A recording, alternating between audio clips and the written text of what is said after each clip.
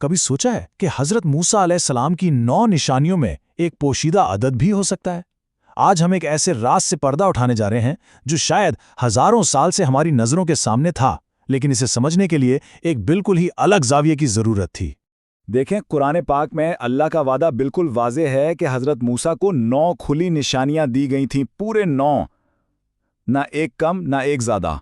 لیکن اس واضح وعدے کے باوجود ہم میں سے اکثر کو صرف 2 ہی نشانیاں یاد ہیں، ایک عصا کا سانپ بن جانا اور دوسرا ہاتھ کا چمکنا۔ تو یہاں ایک بہت بڑا سوال پیدا ہوتا ہے، اگر اللہ کا کلام سچا ہے اور اس میں تو کوئی شک ہی نہیں، تو پھر باقی 7 نشانیاں کہاں ہیں؟ یہ ایک معمہ ہے، ایک پہیلی ہے جسے آج ہم مل کر حل کرنے کی کوشش کریں گے۔ اس گتھی کو سلجھانے کے لیے ہمیں سب سے پہلے حضرت موسیٰ کے عصا یعنی عصائے موسوی کو سمجھنا ہوگا، کیونکہ اس کا صرف ایک نہیں بلکہ 3 الگ الگ مطلب ہیں۔ تو پہلا معنی ایک بڑے دلچسپ لسانی لطیفے میں چھپا ہے۔ حضرت موسیٰ کے نام کا مطلب ہے پانی سے نکالا ہوا، تو انگریزی میں ہم کہہ سکتے ہیں سی مین۔ اب ان کی چھڑی کیا ہوئی؟ C means stick. اب ذرا ان الفاظ کو ملا کر پڑھیں، سیمینٹکس یعنی علم المعانی۔ یہ صرف ایک اتفاق نہیں بلکہ ایک گہرے تعلق کی طرف پہلا اشارہ ہے۔ اب بات صرف ایک لطیفے سے آگے بڑھتی ہے۔ یہ عصا دراصل الہامی علم کی ایک شاخ کی علامت ہے۔ یاد کریں، حضرت آدم کو بھی تو علم الاسماء یعنی چیزوں کے ناموں کا علم سکھایا گیا تھا۔ یہ عصا اسی آسمانی علم یعنی علم اللسانیات کی ہی ایک شکل ہے۔ اور ظاہر ہے اس کا ایک بالکل سیدھا سادہ مطلب بھی ہے جو ہم سب جانتے ہیں۔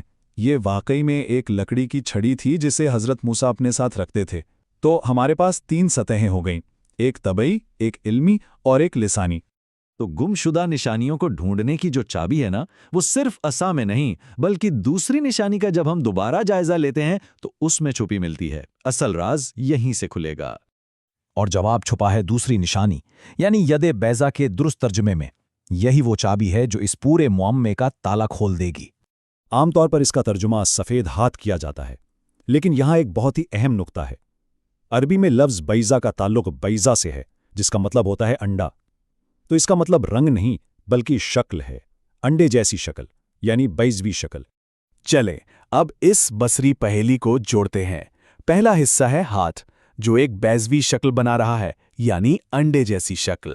دوسرا حصہ ہے عصا جو کہ ایک سیدھی لکیر ہے۔ اب ذرا سوچیں کہ جب یہ دونوں نشانیاں ایک ساتھ رکھی جائیں گی تو کیا بنے گا؟ تو جب آپ بیضوی اور سیدھے عصا کو ملاتے ہیں تو یہ بن جاتا ہے فارسی عربی کا ہندسہ 9۔ جی ہاں، 9۔ اصل راز یہی تھا۔ 9 کی 9 نشانیاں شروع سے ہی ان 2 نشانیوں کے اندر بصری طور پر چھپی ہوئی تھیں، ایک بیضوی شکل اور ایک لکیر، اور مل کر بن گیا 9۔ اچھا، تو یہ ایک قدیم بصری پہیلی تو حل ہو گئی، لیکن اس کا گہرا مطلب آج ہمارے ڈیجیٹل دور کے لیے حیران کن طور پر بہت اہم ہے۔ چلیے دیکھتے ہیں کیسے۔ آخر اس قدیم علم کی آج کے دور میں کیا اہمیت ہو سکتی ہے؟ ذرا آج کی دنیا کے بارے میں سوچئے، سب کچھ انٹرنیٹ پر چلتا ہے۔ یہاں ایک بہت بڑا مسئلہ ہے، جب ہم ایک زبان سے دوسری زبان میں ترجمہ کرتے ہیں تو اصل مطلب اکثر کھو جاتا ہے۔ ہم سب نے گوگل پر اس کا تجربہ کیا ہے۔ آپ تلاش کچھ کرتے ہیں اور نتیجہ کچھ اور ہی نکل آتا ہے۔ یہ ٹیبل اس مسئلے کو بالکل واضح کرتا ہے۔ کمپیوٹر الفاظ کا لفظی ترجمہ تو کر لیتا ہے، لیکن وہ سیاق و سباق اور ہمارے مطلوبہ مطلب کو سمجھنے میں ناکام رہتا ہے۔ جیسے لفظ کان کا مطلب جسم کا حصہ بھی ہے اور کان کنی کی جگہ بھی۔ ایک انسان یہ فرق فوراً سمجھ لیتا ہے، لیکن مشین کے لیے یہ بہت مشکل ہے۔ اور اسی مسئلے کا حل ہے سیمینٹک ویب۔ یہ ایک عالمی کوشش ہے جس میں کمپیوٹرز کو الفاظ کے پیچھے چھپے اصل معنی سکھائے جا رہے ہیں۔ آپ اسے آج کے دور کا عصائے موسوی سمجھ سکتے ہیں، ایک ایسا آلہ جو علم اور وضاحت کی حتمی منزل تک لے جاتا ہے۔ تو اس سے ہمیں یہ سبق ملتا ہے کہ سب سے بڑا علم ہمیشہ نیا دریافت نہیں ہوتا، بلکہ کبھی کبھی یہ بس دوبارہ دریافت کیا جاتا ہے۔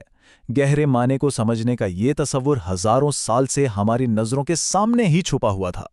آخر میں بس ایک سوال، کیا ہو اگر گہری ترین حقیقتیں ماضی میں دفن نہ ہوں بلکہ آج بھی ہمارے سامنے ہوں اور صرف ایک نئے نقطۂ نظر سے دیکھے جانے کا انتظار کر رہی ہوں؟